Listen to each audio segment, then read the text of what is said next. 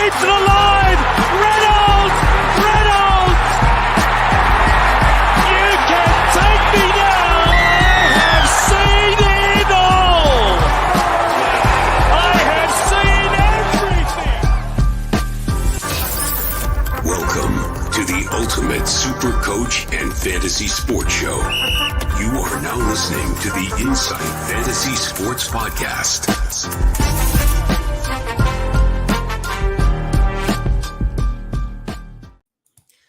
G'day guys, we are live for the Sunday sesh for round 14 on Insight Fantasy Sports, where we wrap up all the week for all things Supercoach. The show is brought to you by the Standard Squeeze, bringing you products to help you drink responsibly and conveniently. I'm your host, the Supercoach Mattrix, and with me is the Supercoach Brain. Mate, how'd you go this week? Hello, everybody. My name's Braino, and I am a Nathan Cleary captainer. That was really hard for me to say. Yeah. Thanks, Braino. What a fucking week that was. Oh, that was tough. That was tough, especially today. I mean, we were talking off air, and today's scores were just dismal, disgraceful, and just topped off by obviously captaining a bloke who goes off and gets injured for 31. That was good. But hey, I'm not the only person that did this. We've been kind of looking into it a little bit, and a lot of people in the top 1% or 5% of teams made this move. I think about 55% took Cleary as a captain. So I don't think it's going to be as impactful as what people think. It'll be about what the rest of your team did. So thanks for the intro, Matty. How'd you go? Look, to be honest, I was at 10 for 860, and honestly, I thought that I had team of the week in my sights even. I was flying, but today was pretty bad. Swapped Dillbags out for Meany when I saw the news. Again, that's things that are outside of our pay grade.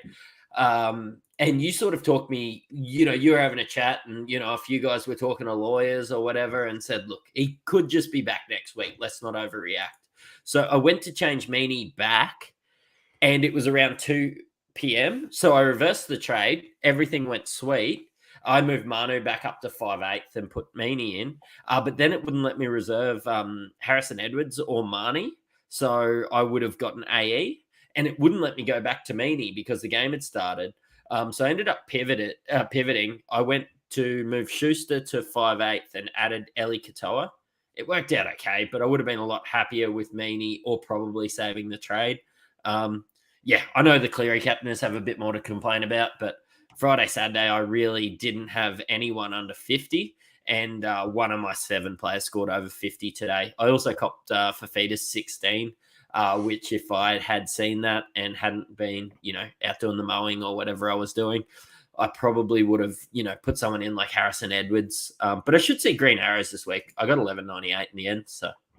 Yeah, 1198, nice. I think I'm on 950 something. So it's going to be some pretty aggressive red arrows, I think, for me this weekend. But still plenty of time left. So, I think they say that I'm not even going to try. I've got a few motivational quotes about comebacks loaded up into my Google, ready Cool. For a little bit later. So yeah, I'll share them later. Yeah, Great. some good stuff there. I can't wait for the comeback tour. It will be good. It will be good. I promise. Some good scores in the chat as well. We've got a few thousands floating around. There's a couple of 1100s. Saw Eric got 1182, so definitely up there. I think anything over 1100 this week, and you'd seen plenty of green, I think. And Raymond Crane is right when he said that it is a 2-week window.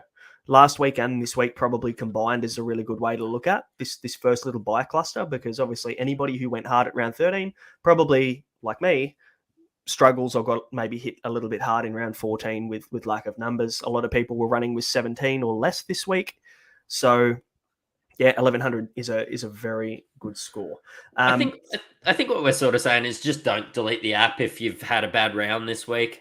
You put yourself in a position to be in these spots, and we'll probably, over the next week or so, make some plans. Like if you're outside the 40K, we'll throw you some spicy things that'll show, let's just get risky with it and try and move you up in the ranks. If you're 30K, might not be as risky, but yeah, if you're top 20K after this week, you can just grind away, move up a few thousand spots a week, and just make the right decision every week, and you should be good. That's it. There's a bit of chat in the comments, which is great. So guys, drop any questions that you have in for the coming week in the comments, or just brag about your score. Let us know how you went. And before we dive into all things NRL Supercoach, please click like at the bottom, hit subscribe. If you're listening to us on any of the audio platforms, please follow us. And if you want to go the extra mile, leave us a review and tell a mate about the podcast. We would really appreciate it. I get a little bit of a summary of my week. And initially, with Croker being out, I would have had 18, but with Croker obviously not being named this week, I ended up with 17 flats, which means I had a bit of a free loop as well, which makes me even more annoyed that I didn't take it. I went and got Carraz early as well. So I went and got Carraz last week to free up the cash to make sure I could get Cook instead of Robson, which I'm still not overly upset about, but it meant that I couldn't get Chance Nickel Klukstad. Now, I had the same opportunity this week to go and get Chance, and still didn't take it. So back-to-back weeks, he's ruined me. My boy Blue.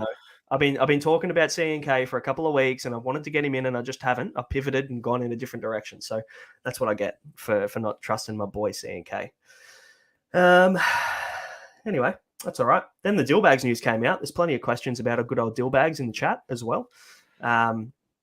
Not really our, like you said at the start, not our pay grade to comment on what happens and how that all plays out. But I think there is a reality where he might get stood down by the club. So from our knowledge, the NRL won't stand him down because the no-fault stand-down policy only applies to sentences over 11 years. So I think what he's been charged for carries a 7-year sentence. So the NRL won't get involved and stand him down, but there's a good chance maybe the club does. He does go to court on Wednesday. So we will know this Wednesday what's going to happen. I think there's a couple of people around the Supercoach or in the Supercoach world that have said that they've spoken with people in the know and think that there's a very real chance that maybe it gets thrown out on Wednesday and maybe nothing comes of it. So for everybody, or most of us, I think 90% of us probably hold Dylan Brown in our teams. Would be a good result. No, Salty, I did not, which is another really annoying fade from me. And also, I didn't get John Bateman. The amount of things that I've said on this fucking podcast, where I've gone, go and get Jack DeBellin. I said, go and get Jack DeBellin 4 weeks early, and then he comes good, right? So I would have gone early on him. It would have been a genius move. I said last week, get Katoni Staggs. Didn't do it. He gets 90, 100. Nick Meaney also. So I didn't go and get him, and he went and got whatever he got. So, yeah, it's been a good time. We've had a good month. Yeah, but it's really hard. Like, we're also at the point, like, I know I'm sitting on 19 trades now. I was looking to save a few. But, like, yeah, we're looking at the good trade options every week. So we'll keep giving them to you. Take everything with a grain of salt or a brain of salt. I reversed a Johnny B trade really late for a Hosking, which would have been probably an extra 80 points, which is fantastic. Very nice. Very nice. The beauty of, I guess, falling down the rankings a little bit, I guess, if you can take a positive or a silver lining, or if you cop a bit of a hit this week with the Cleary captaincy, or maybe you didn't have the week you wanted, it frees up your team to make a few more kind of maybe more aggressive, more poddy moves to play a bit of catch up. And that's where I really enjoy playing Supercoach, is where you kind of take you zig when others zag. So over the next few weeks, hopefully we'll be able to identify some pods. At the end of the show, we'll talk through some pods, some really nice pod options that we both like that are sub 20% owned in the top 1% of teams. So, yeah, definitely. Thanks, Salty. Love your work, mate. Thanks for the reminder. I already did the math in my head. It would have been probably closer to 1,200 if I did everything right, but that's the game. So let's talk injuries, Matty, before we talk through the games. In the Rabbitohs game, we had Jai Arrow and Cam Murray both go down, which, are both Origin hits, aren't they? Like these two guys playing Origin for Queensland, New South Wales, respectively. Yeah, and like there's a lot of Origin implications coming from this week. You just start to think about whether, we should just play Origin on a weekend and have the week off, have 6 days recovery and just see what happens. Because this was early after Origin too. And Origin 1 as well. And it looks like Jai Arrow and Cam Murray are going to at least miss the next Origin game. I think Arrow was said to have a syndesmosis injury. I'm not sure how bad or whether it requires surgery or not, but usually surgery is a 6 to 8 week timeout, like Josh Adokar. So interesting watch there. I don't think it's as serious, but Cam Murray, groin injury. So very close watch for Origin 2. Jacob Carraz obviously injured an elbow tendon at training as well and was ruled out quite late, which threw teams into absolute carnage.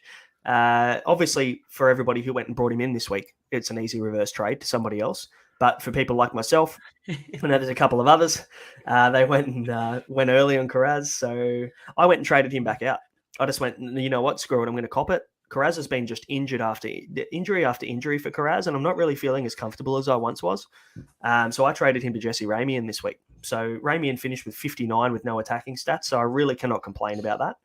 I might hold him. I'm probably going to have to, considering what other moves I'm probably going to have to make. You've got some bigger issues at the moment, man. I do. And for the Bulldogs, also Reid Marnie failed a HIA, so we won't see him next week either, as far as I'm aware. Which just saves me playing him and him leaking more cash, so I'm not disappointed. Yeah, that's right. Well, I mean, he's going to be sub 500k now. He's going to be 480, I think. Yeah. You know what? Gross. He was looking all right. He was looking all right today when he was on the park. I don't know. Yeah. Like the eye test tells me Reid Marnie's still a play, but when you look at a guy that you got at 500k thinking that you're going to make a heap of money and maybe you had the third or fourth best hooker in the game, it's disappointing, isn't it? Yeah, it is. Cam in the chats maybe thinking I've maybe jinxed Ramian because he got him into Dream Team this week. So let's hope he goes okay for me and I haven't completely ruined him. Brenko Lee out with the calf, which is a really interesting one for the Dolphins because this is a good chance now for Valence Tavare to come back in. So a very close watch for Team List Tuesday to see what happens there. And also Tom Gilbert dislocated his shoulder in Origin, which is why we didn't see him this weekend, but he'll spend some time out as well. We're not quite sure how long at the moment. Well, I believe he was going to get rested anyway, but yeah. And Jeremy Marshall-King with the AC joint. So we knew about that throughout the week. There was word that came out throughout the week, but it seems like that didn't recover the way they'd want it to. We know that AC joint injuries are pain management issues as well. Basically just needle them up. I think we can remember back to Payne Haas in the middle of the year last year where we did see a dip in performance and we did see him probably play less minutes than he normally would. And for a guy like JMK, who's going to be making a lot of tackles in the middle of the field, this is probably a concern for owners, I guess, knowing that he's going to be managing that injury over the next probably month. Yeah, it's going to be really hard. Like, even if he does get named, he's not going to be at 100%. And that's not a guy that I want to be relying on every week. So, Yeah, correct. Rocco Berry, no one has him, but he was obviously out with the HIA, so he'll miss next week. Turbo also missed this week because of his HIA, but also will miss next week because of the 11-day stand down, which is a kick in the nuts for owners there. But it's probably a bit of a free path considering he's not going to play again until round 17. I mean, you can probably move Turbo now, right? If you're somebody who held Turbo up to now, you'd move him on. Yeah, the worst thing about him is he's got a really nice break even because his last game that was Supercoach relevant, obviously outside of Origin, he played really well and got that crazy 140 or whatever. Yeah, it's really hard. You'd have to have a guy that's playing every other week in your other fullback slot. So, yep. And the last two relevant ones, Nathan Cleary, obviously hamstring injury. We're not quite sure on the severity of that one yet, but normally even a grade 1 hamstring is 2 to 4 weeks, depending on how they rehab that. And the problem with hamstring injuries are that they are one that's very niggly and they recur a lot. So they might think he's ready to go. And then from what we know about hamstrings, in the first 2 weeks, I think there's a 30% re-injury rate, which is the highest re-injury rate of any injury. So it's going to be one of those ones that, I mean, if we end up moving on for Cleary, and we'll talk about that a little bit later about our targets for who we trade Cleary out for, but you'd probably want to see Cleary back for maybe a fortnight before you even jump back on. Oh, and it's so hard. Like, if it was 500k sitting there, I'd consider it. But we're talking about 900k. We're talking about one of the most expensive players in the game. Like, yeah, he's max gone, isn't he? Yeah, I think so for the short term. And I mean, look, he'll probably miss Origin 2, maybe he plays Origin 3. Even if he does, right, he'll rest afterwards. Knowing he's coming back from an injury around this time of the year, they're going to want him ready to go and at full fitness for the finals. So there's no way Penrith are going to rest him. So he is a trade-out target now for next week if you have Nathan Clear, and you can feel pretty confident about it, I think. And Jack DeBellin went down with a pretty bad head knock, bad HIA. Got stretchered off the field in the last game of the night, about half an hour ago now. But he was up and around talking and walking around in the change room. So I think there was fears that it could have been something worse. But the good thing is he was on his feet by the end of the game. So it's just a bad head knock. Good signs. We'll find out a little bit more later. I actually made in my notes that, he might miss a significant amount of time. But looking at that, we might see him in a couple of weeks, 3 weeks maybe. So yeah, I think so. I think Cam in the chat is on the right path with the Cleary replacement with Mitch Moses. I won't give you too many spoilers, but there's someone parting the sea there. So. Yeah, that's right. Hey, let's move on to game one. We'll talk through the games, guys. Drop your questions and stuff, and we'll answer them as we go. West Tigers 19, lost to Canberra 20. Bit of a kick in the dick as a Tigers owner. They could be the best touch football team. Like, what's a game go for? Like 20 minutes? Yeah. We would be good for 20 minutes, but you just got to pick the right 20 minutes as well, because you just never know which one we're going to turn up for. It should make the NRL quarters. I reckon we'd at least win a quarter a game. But hey, dream the dream. 111 Dream Buller. How he just keeps going. He keeps getting better every week. And you wouldn't think it. I remember like 4 or 5 weeks ago, we were saying, I don't know about this guy. Fullback's a premium position. Do you really want to waste a spot for a 200K cheapie in the fullback? And he just went, fuck you guys. I'm good. You went and got an upgrade by trading out Tedesco. How good? Insane. So looks sensational. He'll be 565,000 this week with a minus 50 break even. It's fucking nuts, man. That is insane. Honestly, I would go as far as saying that he could be a season keeper. I agree with you, but I think when my head-to-head comps and everything start coming to a point, I'm not going to rely on a Tigers player. So, yep, fair enough. I mean, look, I can't argue with that. It was the same thing about John Bateman last week. Is exactly like he plays for the Tigers. There's no consistency there, but I feel like the Tigers are much better now than they were when we were talking about them in round 4. You had no faith in them in round 4. Now they're actually starting to score points. They scored 18 points in fucking 7 minutes or something. Like they're starting to get there. I just feel like they're just it's going to be the season where maybe they go on a run and they win 2 games and then they lose 3 and they'll look like shit and then they'll come back and play well. It's one of those things. And that's a great call, Mark. West Tigers and Titans merge. The Titans play the first half and then the Tigers play the second half. That would be ideal. The West Titans. I'm all for it. I don't mind the Titans kind of jersey as well. So if we can merge, I'm not a fan of orange, really. But if we can somehow merge. The Balmain Titans. That might be us.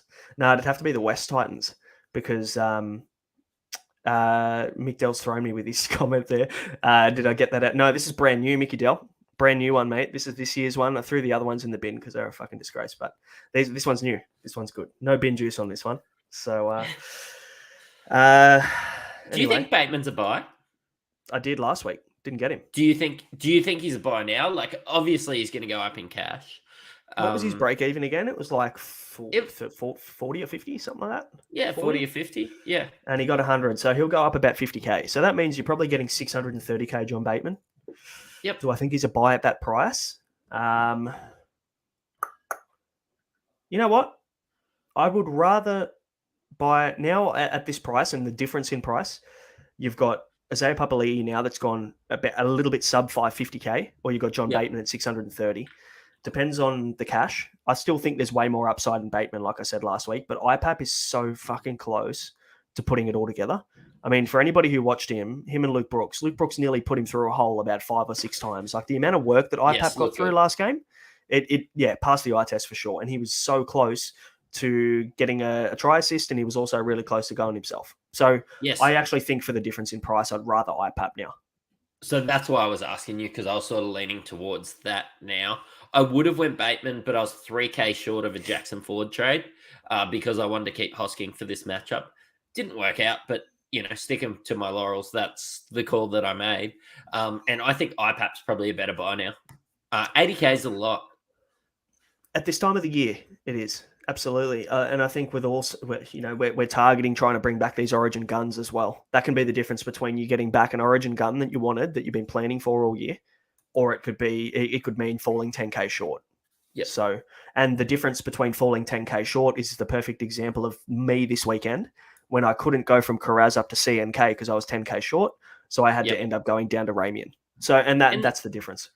And the same sort of thing about me with not being able to get in Bateman this week because of 3K. It just is what it is. So you make that decision and it might just lead to a lot better decisions 3 or 4 times throughout the back end of the season. Yep. But having a look, like blokes like Horsburgh and Hudson Young, sub 50, Papali'i sub 50, he's come back to earth a little bit. But I think Joey Taps is as much of a season-long keeper, a set-and-forget guy as you can get. Oh, yeah, absolutely. I know. Regardless of what he's scored over the last 6 weeks, everyone's been giving him a bit of flack about, he's, not the Tarpany that we saw last year. But now we're starting to see it. And we always see it at this time of the year. So 67, he got downgraded to. I think he was like mid-70s or something. So he must have lost a few points there, which is a bit disappointing. They must have went to Nico Hines. So anyway, Tommy Talau, the only other mention there, 62. I mean, I wouldn't be buying Tommy Talau though, so we can skip through that. Yeah, there's not much else to talk about. I think if you had Brendan Wakeham, you'd still be really happy because you probably had him expecting him to play these rounds, and to get a 58 from anyone really that was 200K at the start of the year, you'd be pretty happy. Yep, spot on. Let's move on to the next one. Hey, Warriors 30 beat the Dolphins 8. Obviously, the Dolphins missing a couple of key performers for them, but Sean Johnson 127 looked like kind of Sean Johnson from 2011. We've been saying it all year. He's been tremendous when the Warriors are going well, and they're a top 8 this team. For now, for the first time in probably the last 5 years, where they've looked really good. So, hey, ride the wave if you've got him. I think you've missed the boat though. On SJ, even on a Cleary downgrade, but yeah, you might have some different opinions. I know you're looking to chuck some spice in there, so. Let's talk about it then, because you reckon you've missed the boat on SJ? Yep. He's 610K. Yeah. Okay. I disagree. He's going to be more than that. He's going to be more than that. What do you have? Break even of 50. And he's went and thrown another 130 in there, which is really good. He'll be about 650. Yeah, but like he has that 40 in there. And I know that you can say it about Moses, but Moses has that averaging 70, gets 140 1 week, gets 40 1 week. I'm a bit more confident in the Eels than I am, I suppose, the Warriors. But yeah, I suppose if you're looking for some spice, there's something there, but I'm looking towards Moses. We'll talk about why a little bit later, but I agree with you. So tell me about CNK. Is he good at football or is he good at football? He is as important to this team as anyone. Yeah, you say it every week, and I agree with you. I feel like CNK is kind of the glue for that Warriors lineup now. We talk about Tohu Harris a lot. We talk about Adam Fanua Blake. All of these guys have got a really great forward pack and a bunch of leaders. But for a guy like CNK to come across to New Zealand in his first year and to play like this is like next level. He's very impressive. And he's going to almost be out of reach now. He's going to be in the 600s now. Yep. Do you still pay up to get CNK and just lock him in for a season keep? I'm lucky that I don't have to make that decision because I got on him in the 300s, but I don't think I spend 600K for him.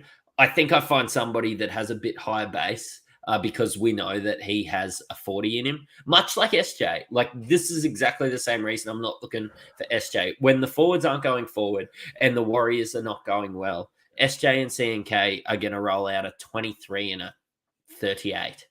Like, that's what worries me. Whereas I'm a little more confident that the Eels can put it together and be a top 8 team than the Warriors.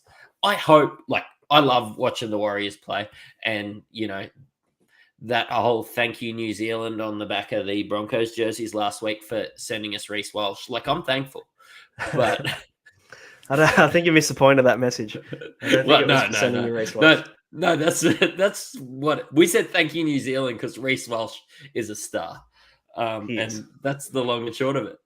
But I just think, like, if all these other guys aren't going forward, like Tohu Harris is going to score 60 every week. Jackson Ford is going to score 40 to 80. I think C&K and Sean Johnson at their prices, when they can roll out a 30, it's not for me. Yeah. So if Shots is asked in the chat, is C&K a buy? Would you say yes, he's still a buy, or would you say you'd look elsewhere? If I didn't have him, I would probably pass on him now. Yep. I think you missed the boat. Again, you've just missed the boat. The same as Sean Johnson. Yes, he's playing tremendous football. Yes, owners are going to enjoy it, but you're chasing last week's points if you're adding him.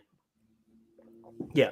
I think there is an element of that, but you can also look at C&K and know that you're probably going to get 50 from him more often than not. So, I mean, if you're looking for base, you can pretty much guarantee that he's a safe play. But if you're looking for maybe more upside or something like that, maybe there are some better options out there. Matty Garrett, host of the NBA show that'll be coming very soon, next week, I think, actually, which is pretty cool. I'm excited. That's going to be good, mate. Obviously, we're both into our NBA. You're going to see you on the NBA show a little bit. I'll make a cameo here and there. But Cleary broke Matty this week. And like many, he broke a lot of hearts this week. Welcome to the NRL. Yep, that's right. And, hey, it's just like when LeBron James goes out and misses 40 games a year. It's exactly the same kind of feeling because you can't drop him to the waivers, can you?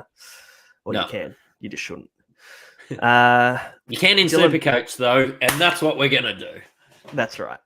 Lots of questions around deal bags. We'll leave that one. We'll let that one through to the keeper. We'll wait for Wednesday's court date on all of that. Madison's asking, what do you think the pass score is this week?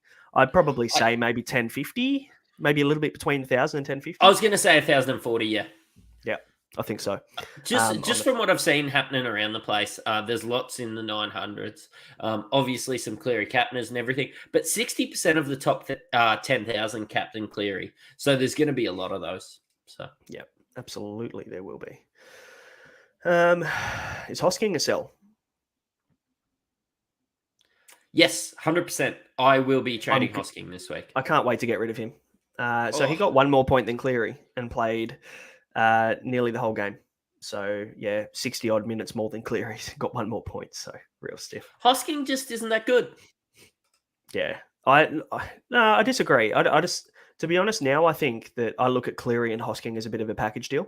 They're on the same side. Cleary kind of unlocks him. Is Jack Cogger going to do that?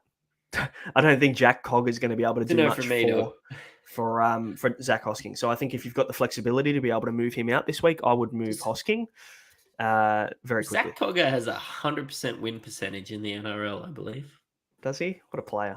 Mate, you should put him in that New South Wales game too. I reckon. When he gets updated into the app, he might go in my team.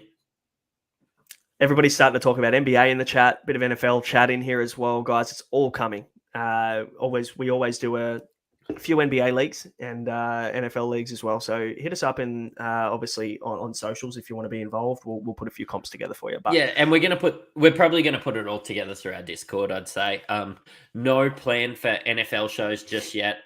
We only have so many hours in the day. I would love to do an NFL show in the future, but focusing on AFL, NBA and NRL at the moment. So. And BBL at the end of the year as well, when things die down from a Supercoach perspective. Got to keep the Supercoach dream alive, Can't wait. Forgot about that, Gilly. Yeah, can't wait for BBL, mate. It's going to be good. Hey, anything else to touch on here? We spoke about Valence Tavare a little bit. Hopefully we'll be able to see him get a little bit of time. That might open up some cash generation opportunities maybe in the CTW now. And that's enough for me for a bloke that's 260. I'm looking to save a heap of cash and maybe play him in a pinch. If he gets named and it looks like Branko Lee and Ewan Aitken are out for a bit, I am looking very hard at VT dubs. The only thing, Murata Niokore's finally come good. Is it too late now? Look, probably not. If you're looking to get spicy, I like Niokore. There's a couple of questions about Preston as well. We'll answer them when we get to the Dogs game. So hold tight. Let's move on to Gold Coast 28, getting raped by the South Sydney Rabbitohs 46. Yeah. There's a lot going on there. AJ 107, and honestly, I thought he could have scored 5 tries. Yeah, 107 seems short for when you watch that game. I feel like that could have been anything for AJ. I reckon. Yeah, and I feel like he was VC'd as well by a few people. So that's a really good shout. You would have taken the 107 VC loot, maybe. You might have kind of just got over the edge on the 107. Actually, I know we didn't talk about it, but Asako got updated by like 15 or 16, and I probably would have looped him if that happened. I probably would have been worse off, but yeah, probably would have looped him if that happened. So yeah. I mean, yeah, he went from 89 to 102, didn't he? So he was 11%. 89 to VC. 114. Oh, there you go. I've got old numbers in here because I did it this morning. That was crazy. He went 11% to VC'd for Asako. So I say VC'd maybe him. people faded that. I VC'd him, but I would have done it if the updates come a bit sooner. So, But yeah, Colin Matangi, somebody that I've been watching closely. The 100 comes at the wrong time for super coaches. I feel like he's going to stay that high price, and I'm not that high on him at the moment. I'm probably going to fade him now. What about Cody Walker with the 100 as well? Yeah, so he was my captain. Okay. Yeah, captain, my captain. Pretty happy with 100 there. VC to Sarko, Captain Cody Walker. I just really like the matchup. I saw the Titans as really leaky. I tell you what, I was shitting bricks when he was on 18 at halftime. And Cody Walker come up with the goods, and the Titans suck in the second half. As always, hey? He was 40% VC'd. So I have a feeling there's a few of those, maybe more than half, that might have faded that and taken a punt on Cleary, I would say. It was an awkward thing. It was an awkward number. Yeah. Yeah, it was 98 or 97 or something like that. And I was like, oh, if he got over 100, I probably would have just gone with it. But anyway, alas. Isaiah Tass still refuses to pass unless it's a tap on, and he gets 92. Blake Taff, 81. Harm Saleh, 78. Tanner Boyd, 75. Man, that guy's come good out of nowhere. Like the last 6 weeks, he's been solid. And as soon as I sold him as well. I traded Tanner Boyd for Reed Marnie. So how do you think I'm going? Yeah, that's a backwards one, isn't it? Tanner Boyd just keeps getting better, and Reed Marnie just disappears off the face of the earth. I actually looked at Tanner Boyd's price today to see if I could just get him in, because the Titans do score a lot of points, but I don't know. He's going to stay around that 500K. It's hard to do it. It'd be would you go Reed Marnie back to Tanner Boyd? Nah. What's the point? I got Reed Marnie in because of the round 16 and 19 bye. I don't think there's much point in me going away from that now. I'm just going to stick to the plan. I buy prep really well. I think it's easy to get a little bit upset and a little bit annoyed at the way things went this week, and you start ripping your team apart and changing things that you plan. Just stick to the plan. Stick to the original plan. At the end of the day, most people have the bones of an idea of what they want their squad to look like. So stick with that. Make a few different moves maybe that you would have made, but you don't need to change it all. Or get silly with it. So he was on 32 after like 30 minutes, and then he got ruled out for the rest of the game. Could have been a really good score. Yep. Where are we? Fafita, 16, off the bench, played 30 minutes. This is an interesting one, right? Didn't look like he wanted to be there. Didn't go hunting for the ball. Honestly, just sort of went out. I wonder if he said, "Hey, guys, I went off for a HIA. I've got a head knock on Wednesday. I'm struggling." And they said, "Man, we need you." And he's gone, "Oh, can I come off the bench or something?" I don't know. It just looked like he didn't want to be there. Yeah, I agree with that. It looked like 2022 David Fafita. That's what it looked like. And I can't remember who I was talking to, maybe someone in the Discord, and I was saying like he looked like he didn't want to be there. He looked disinterested. He looked like 2022 David Fafita. And I'm like, if I knew this Fafita was going to turn up this week, I would have sold him. at 940K at peak price. Now we're going to get 900K David Fafita with 145 break even next week. So there's going to be some very interesting conversations happening around, do I sell or do I hold David Fafita? What's your answer? Because we're both owners. Do you consider selling him now? I was considering to sell him, but obviously Cleary's a bigger sell for me now. And I'm going to rage trade Hosking. Love a rage trade. Yeah, favorite. but I had Hosking at nearly 600K and I didn't trade him because common sense told me that he'll come good.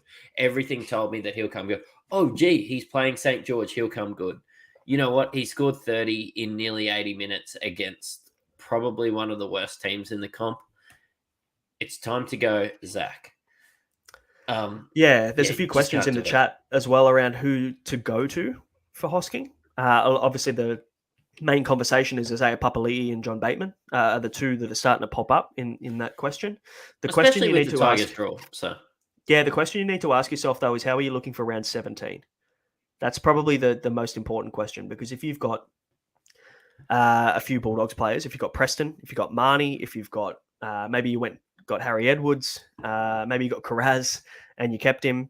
There's 4 Bulldogs. Then you add in your Tigers players and then your Sharks players on top of that, who all have the buy in round 17. So you need to be very, very careful with overloading. Otherwise, it could be another round 14 where you find yourself with 15 or 16 players and you're in a bit of strife.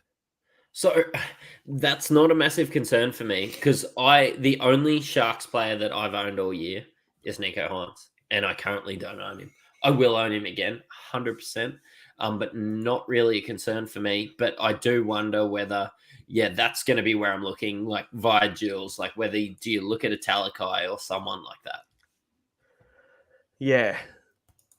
I mean, we talked about Talakai a little bit last week. Still, that was a segue. Yeah. Another one that I said maybe I'll get in, and I was very close. And I bailed on it again. So I reckon everybody that I said I was going to get in my team scored a try or did something pretty well or scored pretty well this weekend. So I'll try and work out who I want to go well this week. So let me know in Twitter or hit me up or whatever, and I'll talk about them on the pod, and they'll have a really good week next week. But I won't buy any of them. That's how it works. Hey, looking at the runner show, I think we've had a bit of a chat about the Discord, but can I talk about the mighty Broncos, Premiership favourite Broncos? I tell you what, the Sharks, they threw a lot at us, but our defence prevails. Tony Stagg's up there. What did he end up with? 98.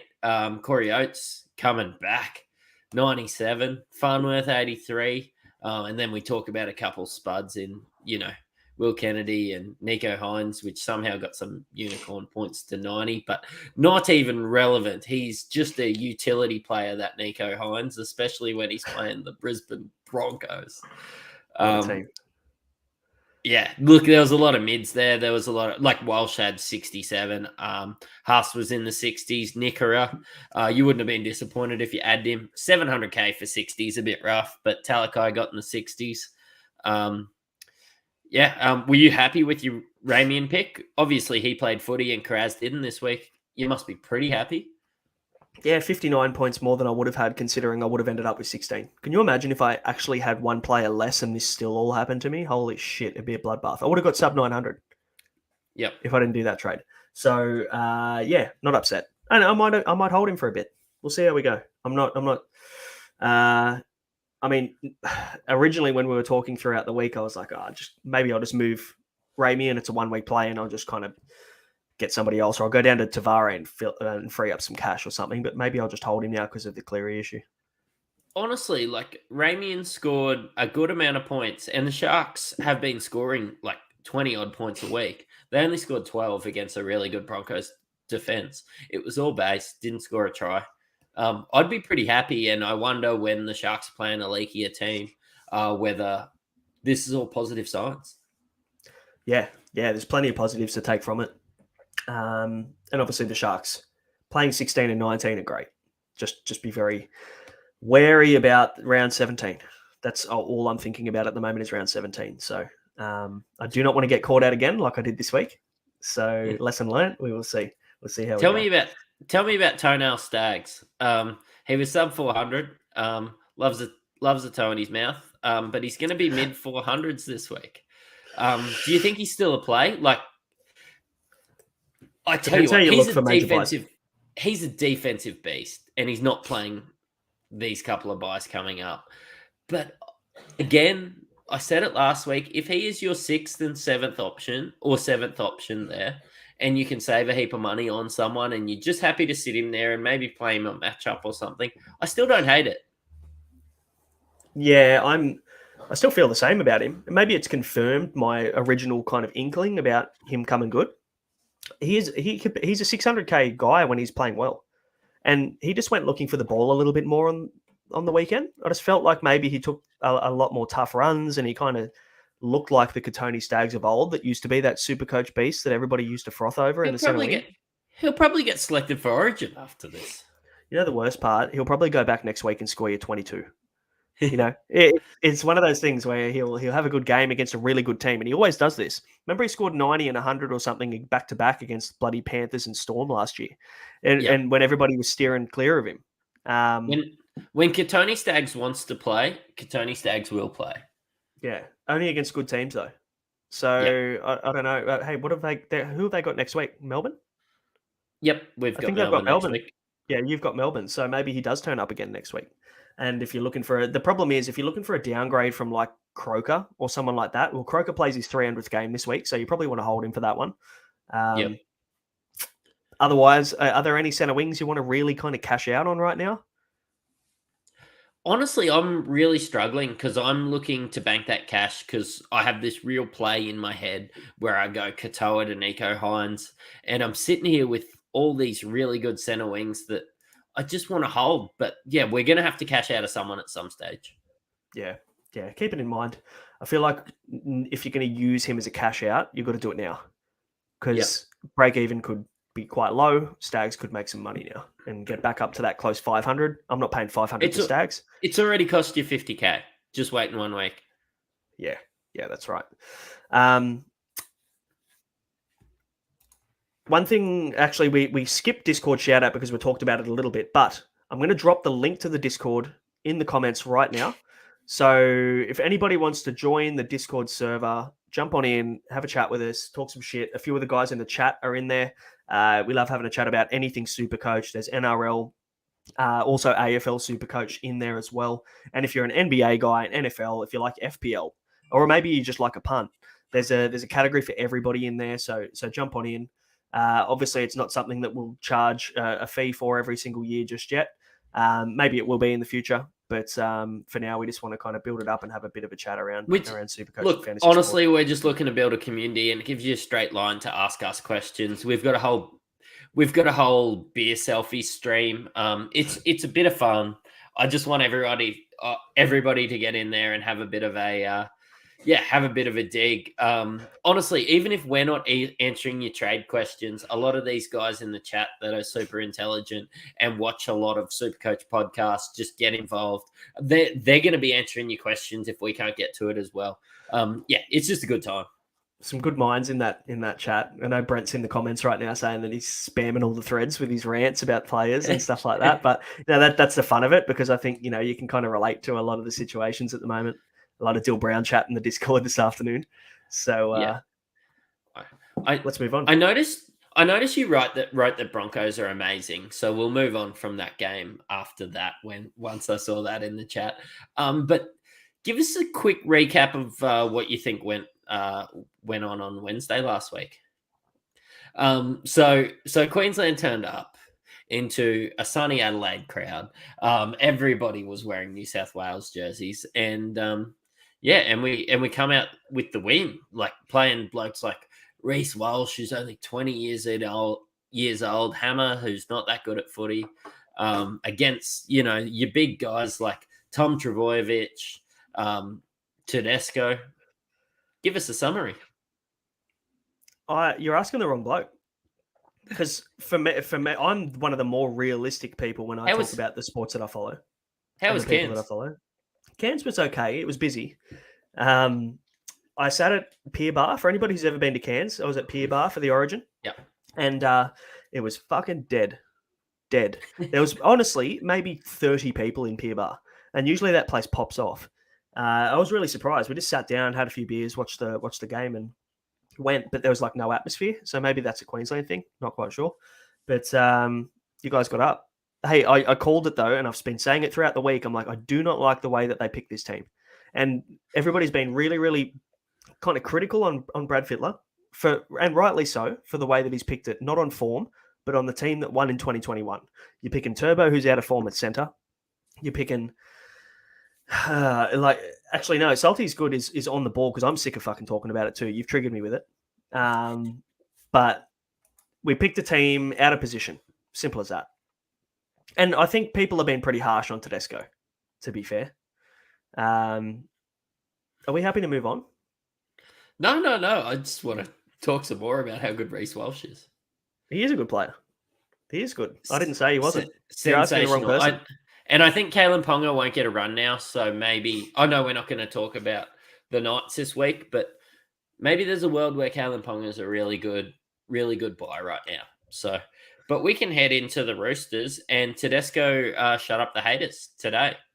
If only he played a Queensland team where he could get 37 points. But he played the Bulldogs, got 120, and probably could have scored more points, to be completely honest. Addo scored 85. TPJ looked fantastic.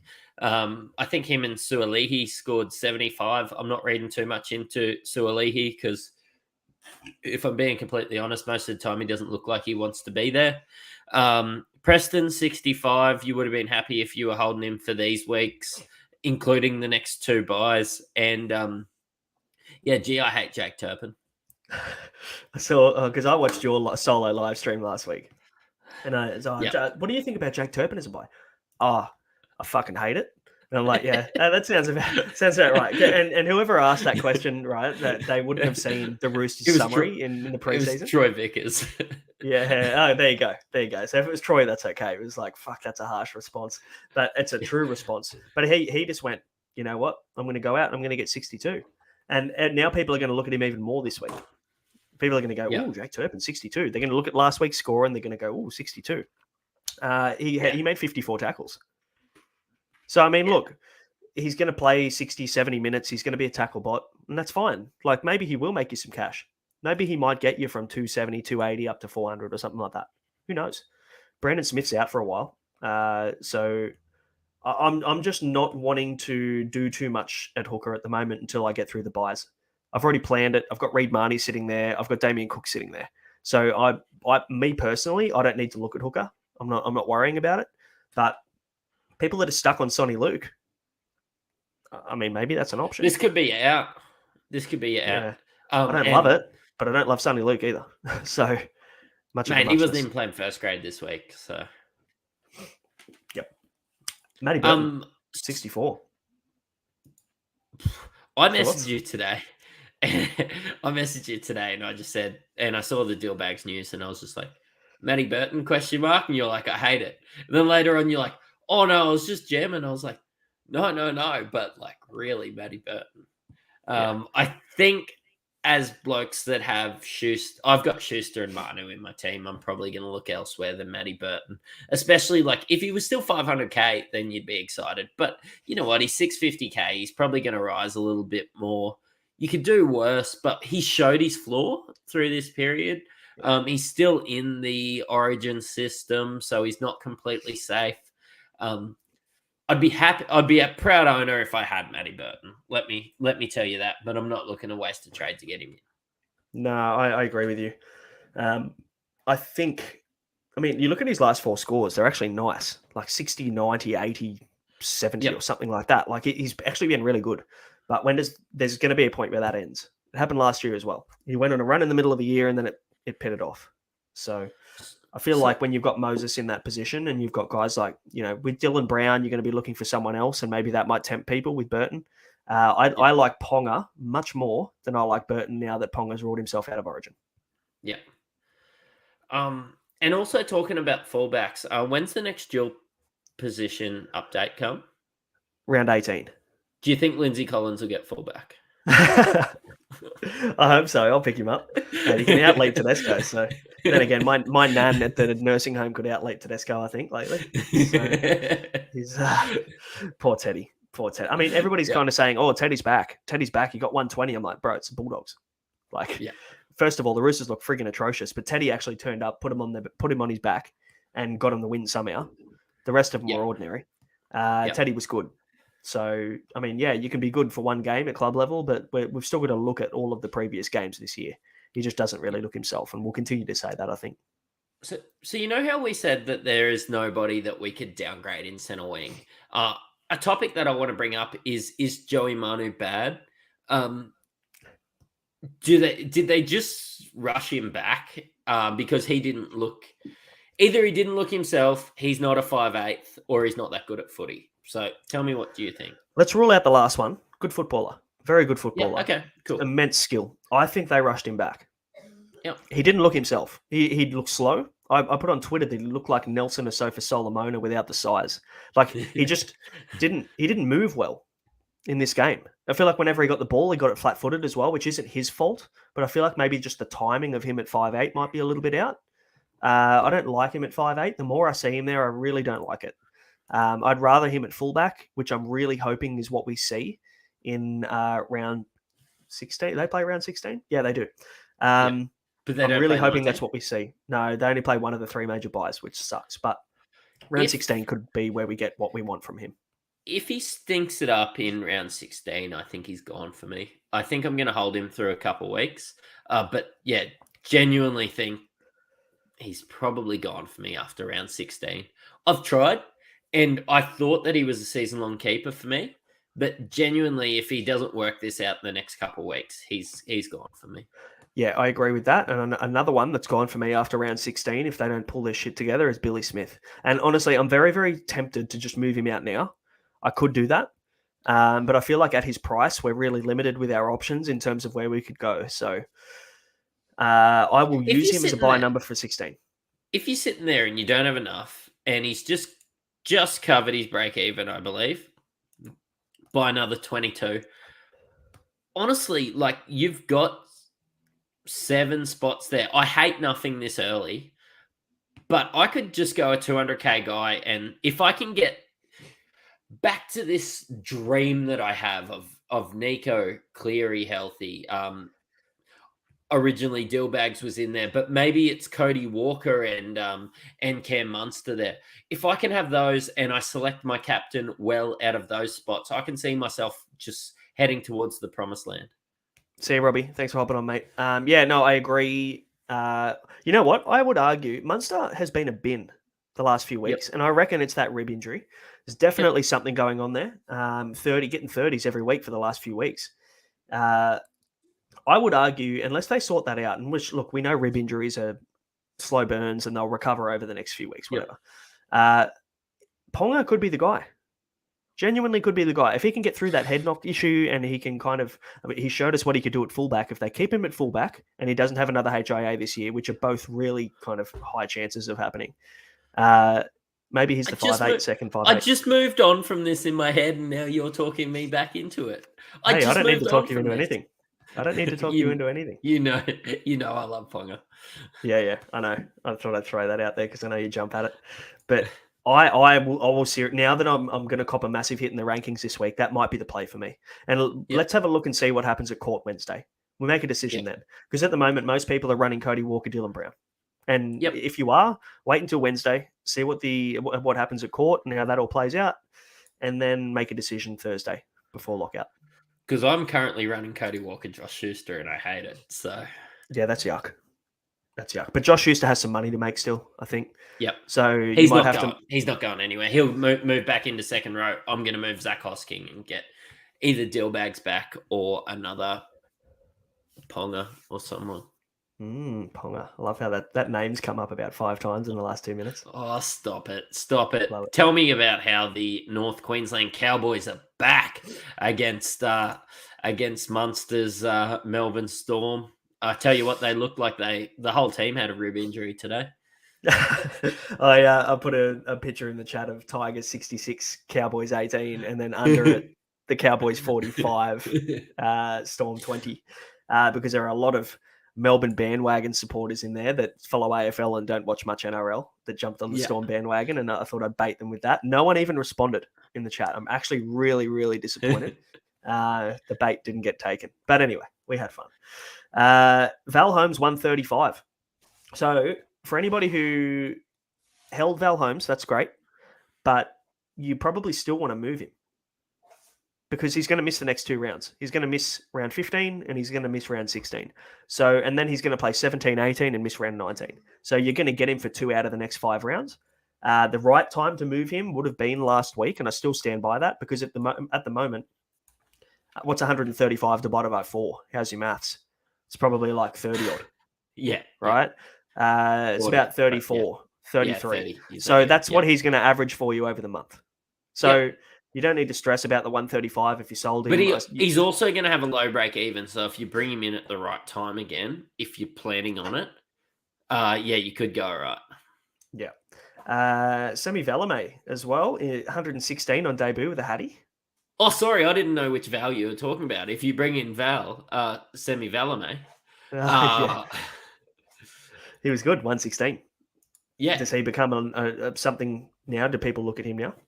I mean, they've got the bye next week, right? Round 15, the Cowboys won't be playing. So do we have a look at him in round 16 or 17? 380K, had a break even of 40, probably goes into a negative break even after a really good score. No, I don't. Unless I've got a plethora of trades right now, I'm not looking at him either. Yeah. Somebody actually messaged me today and said, "Oh, what do you think of Semi?" I was like, "Is Semi Radradra back?" I've already got too many Parramatta players. What are you talking about? Yeah. Speaking of guys, I'll never bring in Peter Hiku, 114. He's going to now bait people into thinking he's an option again. He's coming off a 60 and then a 114. I guarantee you he will. Give me a minute. I already saw someone in the chat already asked about Peter Hiku. I'm not sure where it was, but I would not go there. I don't think Peter Hiku is an option. Everybody did this last year. For anybody who played last year, I'm sure most of you did if you're watching a podcast. You would have noticed that Peter Hiku started the year red hot for the Cowboys and they were winning games. And then as soon as everybody bought him in, I think it was round 3 or 4 or something like that, when he was starting to make a bit of cash, he then went back to getting your 30s and 40s. So I don't know whether that's an option. And especially with the bye next week, don't look at Peter Hiku now. There's no point in getting him this week, but maybe have a look in round 16 and see what the rest of their run looks like. I haven't looked too deeply at Cowboys, but they do have a decent run of games throughout the byes.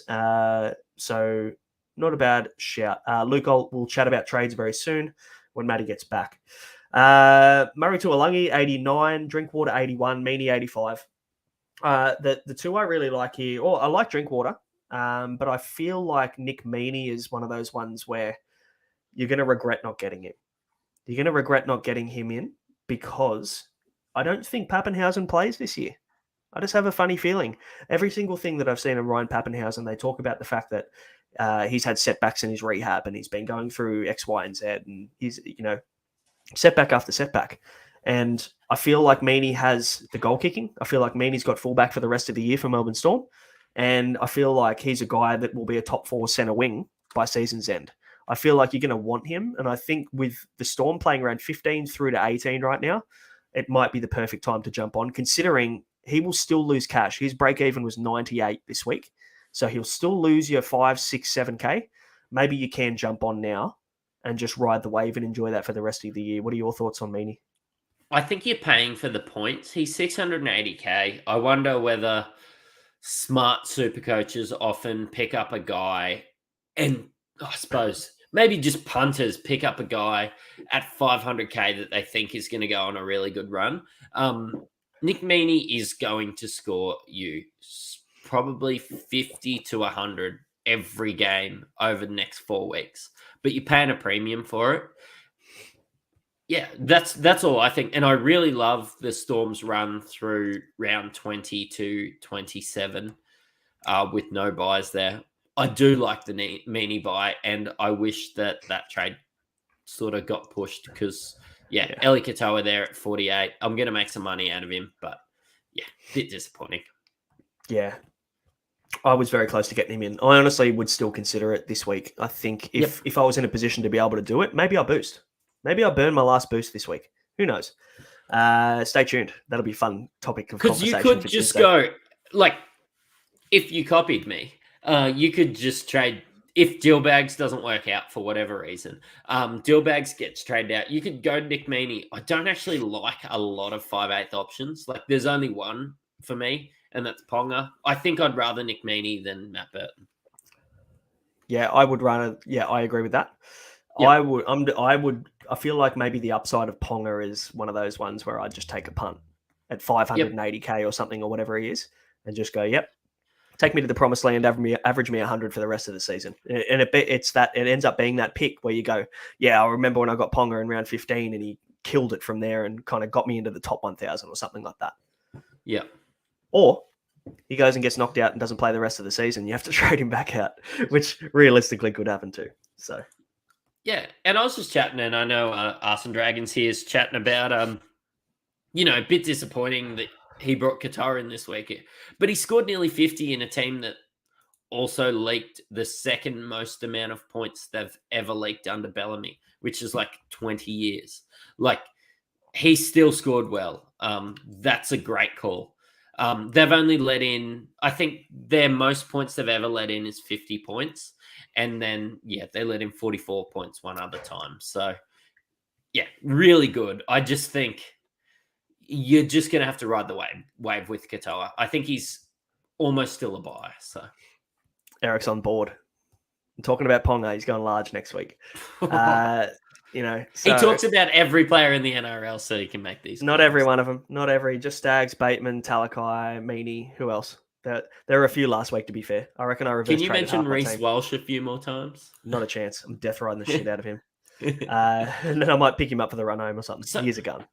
So, speaking of people that look really good at football, Salty mentioned blokes like Keon Kolomatangi, Nick Meaney looked really good, all these things. Jeremiah Nanai missed out on Origin, probably copped that because the Cowboys have been so bad. He's coming off the bench now. G looked good, and now he's 500k. If he earns that starting spot, do you add Jeremiah Nanai?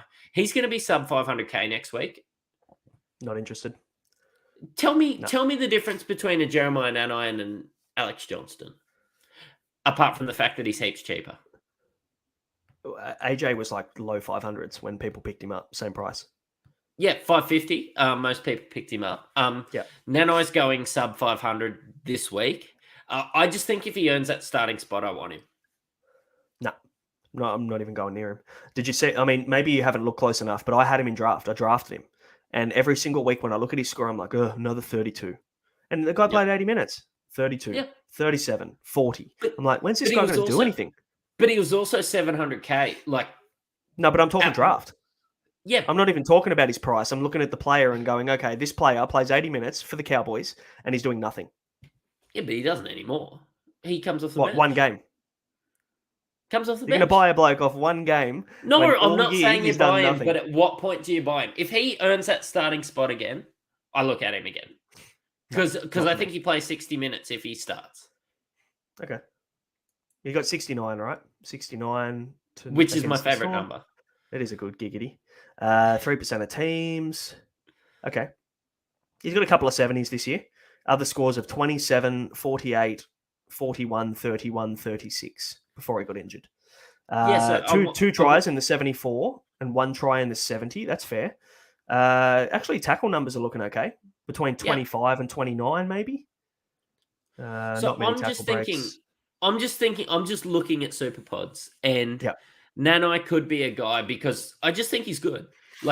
He's not somebody that I would look at if he's honestly 550 and above, but he's about to drop 500. I'm not going to add him this week. But if he keeps dropping and then earns a starting spot through playing lower minutes, he's just somebody that I'm going to play with. There's a couple of good points in the chat. One, the rotation for the Cowboys is something that you can never rely on. When you've got Luciano Leilua, you've got Halem Lukey, and then you've also got Nanai. How do you know? One of them's going to have to drop. One of them's going to have to share minutes or share roles. I'm not quite sure how that plays out with Todd Payton. And also, Cam's had a really good point in terms of he's one of the guys you have to play every single week. So you cop the games where he gets a try, and that's all well and good, but you also have to play him in the games that he does nothing for you. and you get 30 or 40. I wonder if at the back end of the year you just sort of play him on matchups. And also the Cows have 3 buys left, which is a really good point. So, yeah, there's way too many things going against him for me. It's just automatic red flags. Maybe I'm just looking at last year and seeing how try-reliant he was, and obviously the Cowboys are rubbish this year. So it's like, well, I mean, are they going to turn into a good team? Because that's maybe when you consider they look pretty good today. Yeah, they did. I want to see more than one week of good scores before I look at him for sure. But hey, I mean, if he goes out and gets 3 or 4 games where he scores tries and looks good, and the base is okay, yeah, maybe you could tempt me. But at the moment, no, not a chance. I'm not going near him. Panthers St. George. Ravalawa, Lomax, Leota. Cleary's injured. Not really much to talk about in this one, is there? Targo's back. Had 130 break even and scored 58.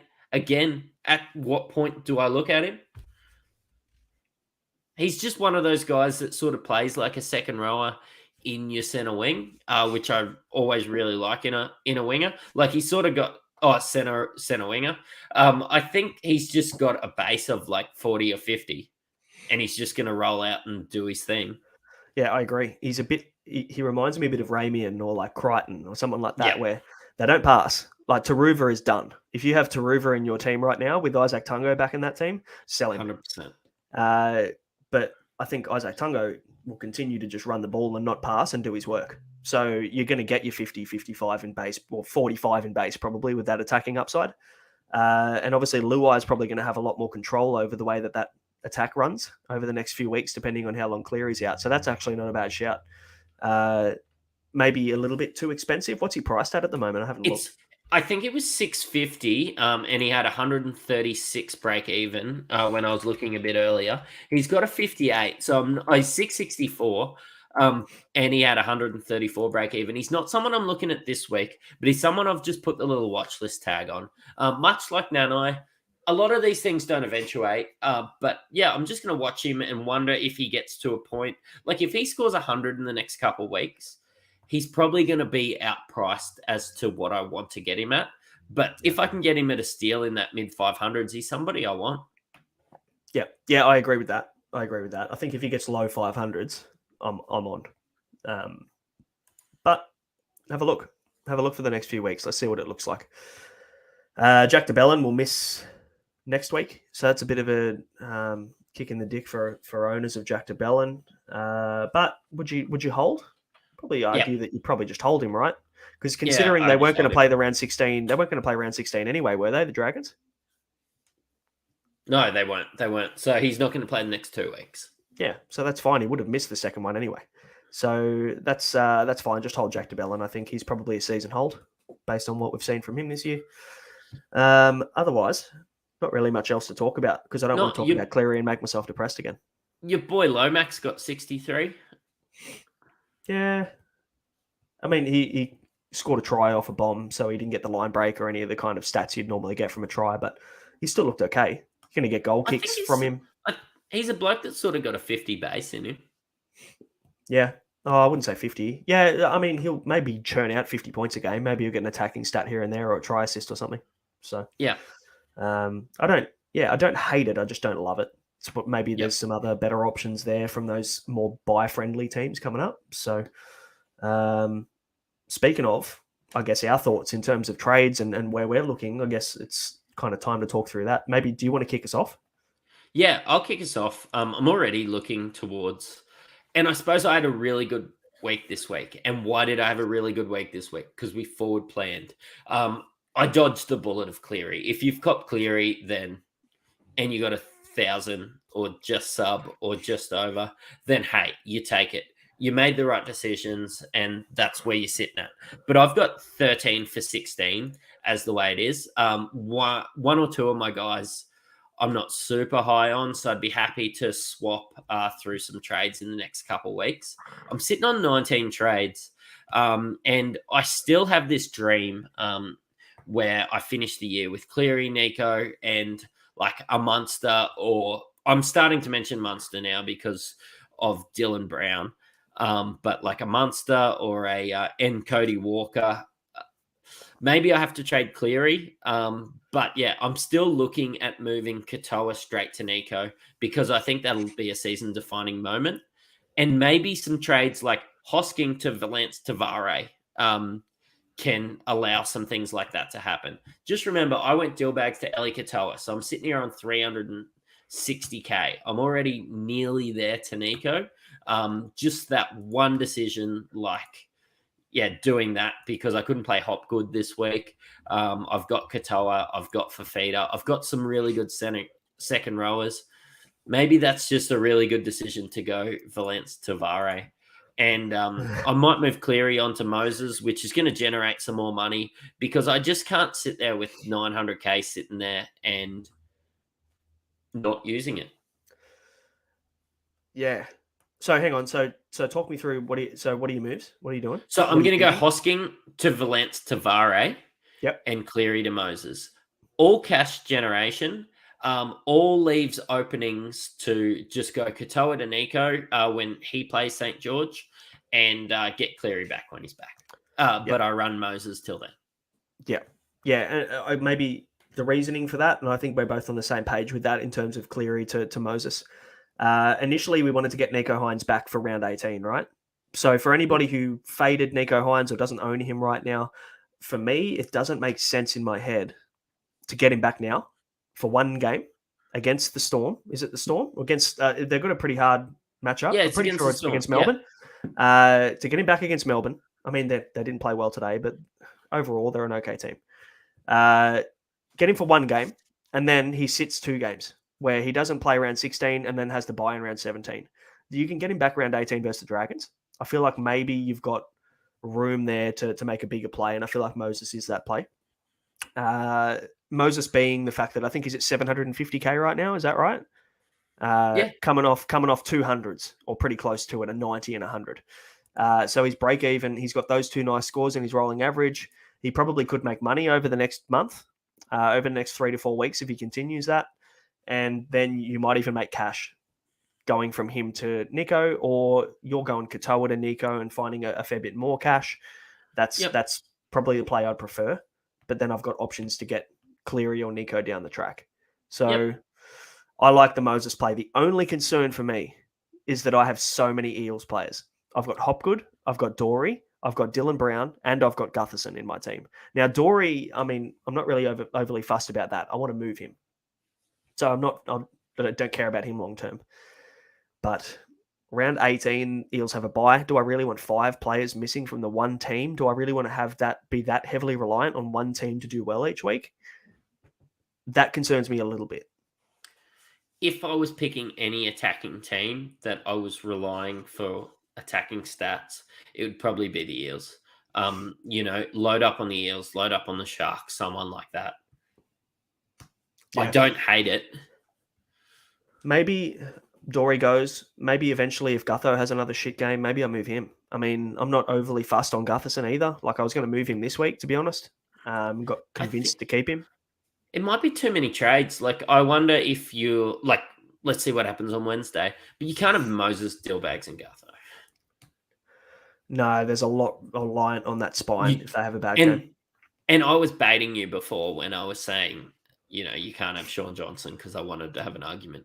But that's the other real only option with Renault missing. And, I'm right here. Renault's missing round 16 and 19, and you really need people that are going to play those weeks. Yeah, that's the only consideration. It's Moses or Johnson, really. That's the only option. I think. Or you can go, if you don't have Nico, you could go Cleary straight to Hines, which is another legitimate option, and you just cop it. But I don't think I'll do that. I want to get a bit spicy with it, which means I'll probably go Johnson or Moses. Probably Moses at this point, and just cop it and then have a look later. I mean, and this also could be this could be reliant on what happens on Wednesday with Dylan Brown. Yeah, 100%. Because then if Dylan Brown's out of my team, I go Dylan Brown to Ponga or something like that. And then, or I could go Dylan Brown to Meany via Manu. Those are the 2 options I'd probably prefer. Then I could get Moses in. That's not a problem at all, because then I wouldn't have that whole spine. Whereas, so maybe Wednesday's court case is going to determine all my moves for this week. Emergency pod. Maybe we'll do a countdown show next week. We haven't done one for a while. Maybe we'll do one. I think I'm going to the Broncos on Saturday, so that's all right. I can do that. Yeah, sweet. Cool. We'll have a think about it anyway. I'm going to go watch Ponga live after I add him. Yeah, how good. Ponga show. It could be the most depressing fucking Sunday show ever that we've ever done if he doesn't have a good game, because we could both be on board, but we'll see. We'll see how he goes. I could even boost next week because I want to get rid of Hosking. He's going to start to really leak some cash now. I mean, I've got guys like Christian Welch who I'd like to move out eventually because he's a bit of a spud now. He's done nothing. Harry Edwards is about to peak. Billy Smith's about to peak in cash. Like, there's a lot going on in my team at the moment. So, yeah, Salty, we might have to cross live to the courtroom. Maybe, Matty, I'll quickly jump into the court in Sydney and I'll listen in and see what's going on. We can go live from the back of the courtroom. Thank you. Ace Attorney there. Legally blonde. That's it. But yeah, I might go Hosking to. I should have cash from the Cleary down to Moses if I do that. I could go Hosking to Bateman or Hosking to IPAP or someone like that. So yeah, cool. Or Hosking I really to Keon. like that. Yeah. So. I think I like a West Tiger coming in over Keon. Yeah, I've been better this year over Keon, but I just know that you have to get him out later in the year. So yep, I'd argue Keon you can hold for the year. Yeah. Anyway, that's about it, isn't it? How'd we go? Yeah, that's it. Did I do okay for the amount of depression that I'm feeling from Captain and Cleary? Because I feel like I did it. Yeah, right. okay.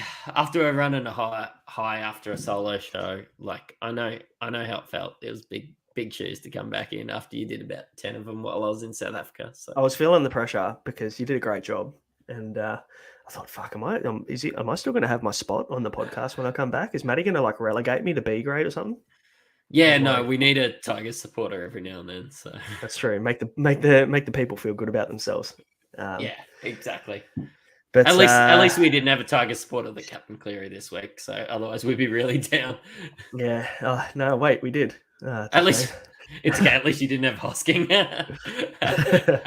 We're gonna end it. Guys, thanks for hopping on, having a chat with us, guys. If you haven't, please hit subscribe, hit like, or follow, all that good stuff. And we will see you maybe for a countdown. Oh no, we'll see you on Tuesday. I'm getting ahead of myself. We'll see you on Tuesday for the Tin List Tuesday show. And maybe we'll do a countdown show. Hit us up in the comments if you want us to do a countdown show Thursday. Maybe we'll have to put the application in with the wives, but we'll see how we go. Otherwise, guys, thanks for hopping on. We'll see you Tuesday. Have a good one. Cheerio.